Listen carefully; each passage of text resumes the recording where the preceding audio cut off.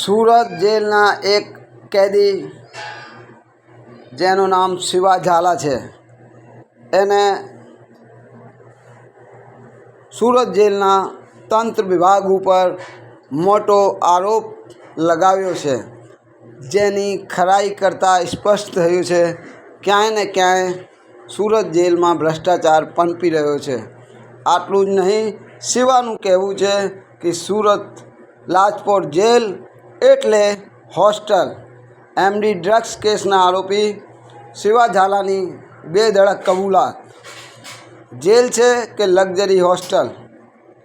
ગઢવી હિવોરિયા અને ઉજેફાની ત્રિપુટીનું સામ્રાજ્ય સુરત જેલમાં ચાલે છે એવું આ શિવાનું કહેવું છે। આટલું જ નહીં, જે આરોપી છૂટીને આવે છે એમનું પણ ક્યાંય ને ક્યાંય આવું માનવું છે કે ખરેખર સુરત જેલ હોસ્ટેલ એ લોકો માટે છે જે લોકો પૈસાદાર છે, જે પૈસા ફેંકે છે અને નાના મોટા જે અપરાધીઓ જાય છે એમને નર્કની જિંદગી ભોગવવી પડે છે। આટલું જ નહીં, ત્યાં મોજૂદ સારા કર્મચારી પણ મોજૂદ છે જે આ સામ્રાજ્યથી દૂર છે।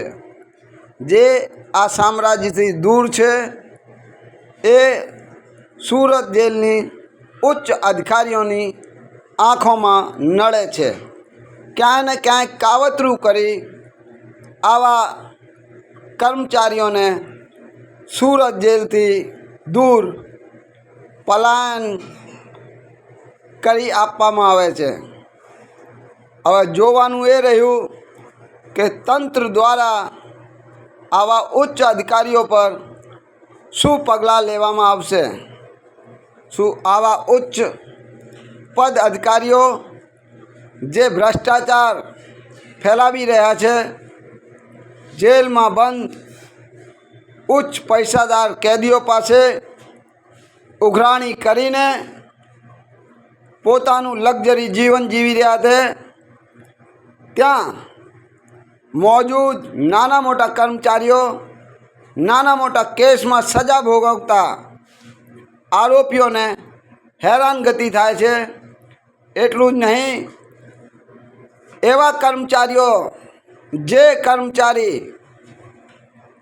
સુરત જેલમાં ડ્યુટી બજાવે છે અને ઈમાનદારીથી પોતાનું કામ કરી રહ્યા છે, એવા કર્મચારીઓને પણ વધારે હેરાનગતિ કેદીઓ તરફી નથી પણ આ ઉચ્ચ અધિકારીઓ તરફી છે।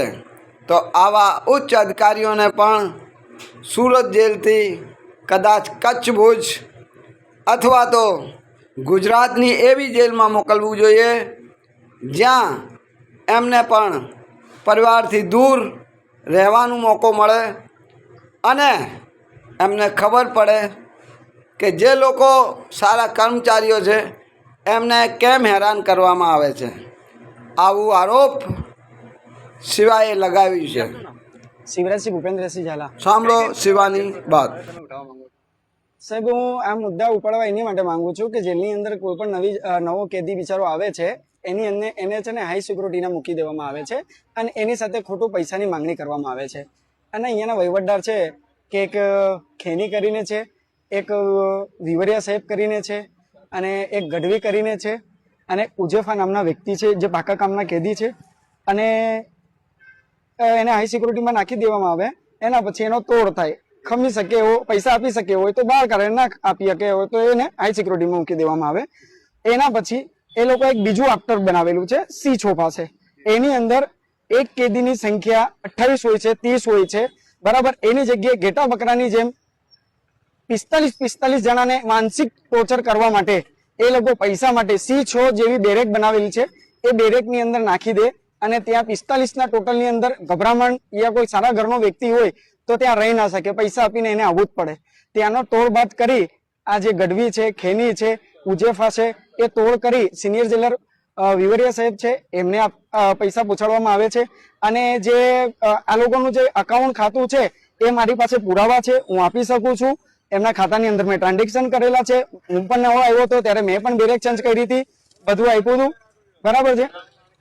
અને પીસીઓ જેવી વસ્તુની અંદર 5 મિનિટ કોઈને વાત કરવી હોય તો એને લીગલી ફોન સુપ્રીમ કોર્ટનો આદેશ છે, એને આપવાનો એનો અધિકાર છે. પણ એવી કોઈ જાતની સુવિધા અહીંયા નથી. એને અગર 5 મિનિટ વધારે વાત કરવી હોય, 5 મિનિટથી વધારે વાત કરવી હોય તો એને 50 રૂપિયા આપવા પડશે. એક કોલના 5 મિનિટના 50 રૂપિયા આપવા પડશે. અને વિડીયો કોન્ફરન્સ મુલાકાત જેલના કેદીનો હક છે, એની અંદર પણ એક મુલાકાત તમારે 20 મિનિટની કરવી હોય તો ₹500 આપવા પડશે.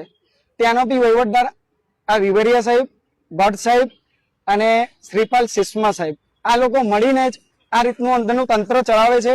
હજુ તો ઘણી બધી છે. કઈ સુવિધાઓને કેટલા વસૂલવામાં આવે છે? કઈ સુવિધાઓને કેટલા રૂપિયા વસૂલવામાં આવે છે?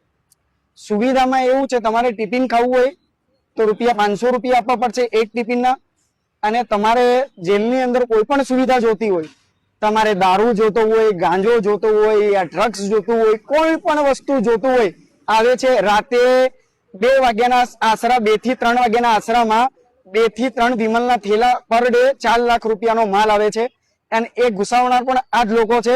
અને આ લોકો બીજા ઉપર આંગળી સીંધે છે, જેલના સ્ટાફ અધિકારી ઉપર, અને માનસિક ટોર્ચર આપે છે. આના સાહેબ આ જેલ નથી, હોસ્ટેલ છે સાહેબ. હા, તમારે જે જોતું હોય મળી શકે છે. આ જેલ થોડી છે. આ તો ગુનેગારી વધારવાનું, એક ભ્રષ્ટાચાર વધારવાનું એ વસ્તુ અહીંયા લોકો કેમ્પ બનાવ્યો છે.